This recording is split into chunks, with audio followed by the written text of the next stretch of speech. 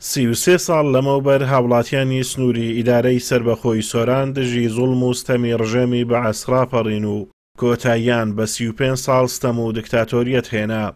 لەم یادەدا بەشداربووانی ڕاپەڕین نیگەرانن لە دەسەڵاتی پارتی و یەکێتی و دەڵێن ئێمە ڕاپەڕینمان بۆ ئازادی و خۆشگوزەرانی بوو، نەوەک چەوساننەوەی میلەت بەدەستی دوو هێز کە هاوشێوەی داگیرکەران درێژەیان بە ڕێبازی چەوساننەوەدا. بەڵام ئاواتەشی زۆری خەڵکیش بوو گوتیان ئەگەر ئەمە خوێنی خۆ ئامادەین هەموو خوێنی خۆ بڕێژین لە پێناو کەشوهەوایەکی ئازاد و ژیانێکی خۆش دەستەبەر بکەین. جا ئەوەی ڕاستی بی ینی خوێنەشی زۆر ڕژا، خەڵک زۆر ماندی بوو، خەڵک زۆر ئاوارە و دەربەدەر بوو، ئاواتەشی گەلک زۆریشە بوون، بەڵام زۆربەی هەر زۆری نهاتنەدی، چونکە گوتن حکمی کورد بەدەستی کوردبی لە بۆ کورد ئەوە شتێکی زۆر مهم بوو، بەڵام بەداخەوە حکمی کورد هات حکمی کوردی دروست بوو، دەسەڵاتی کوردی دروست بوو، بەڵام خۆشگوزەرانی دروست نەکرد. دەسەڵاتی کوردی دروست بوو، بەڵام خۆشگوزەرانیەکەی دروست نەکرد. جا ئیدی هەر دەبڵین بەداخەوە ئەوەی کە ئەمە مەبەستن بوو میلەتەکە بە شێوەیەکی عام مەبەستی بوو نهاتەجێ.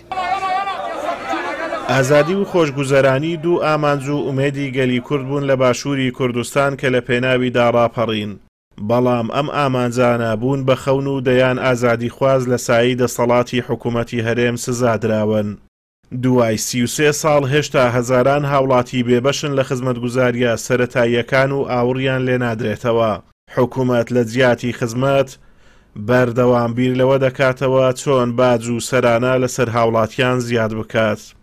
دیارە ئەمڕۆ 33 ساڵ بەسەر ڕاپەڕینەکەی مێژوویەکەی ساڵ 1991 تێئەپەڕیت، بە تایبەتی ئەمڕۆکە یادی ڕاپەڕینی ئیدارەی سەربەخۆی سۆران بووم.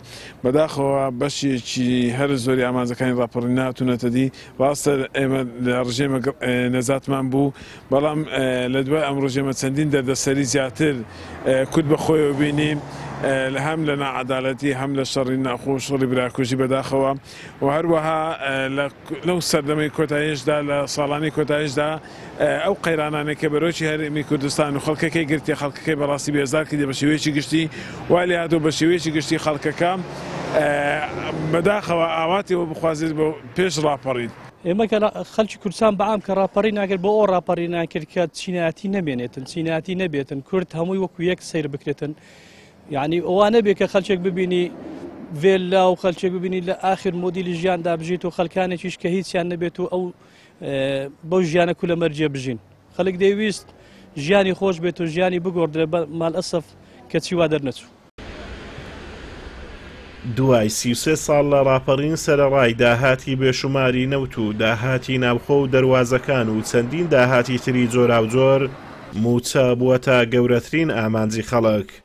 بەهۆی ئەوەی حکوومەتی ماوە بەسەر چوو جگەلەوەی هیچ ئاسانکاریەک ناکات، ساڵانەش چەندین موچە لە هاوڵاتیان دەخوات. ئازادۆمەراوەی کەناڵی ئاسمانی پەیام، سۆران.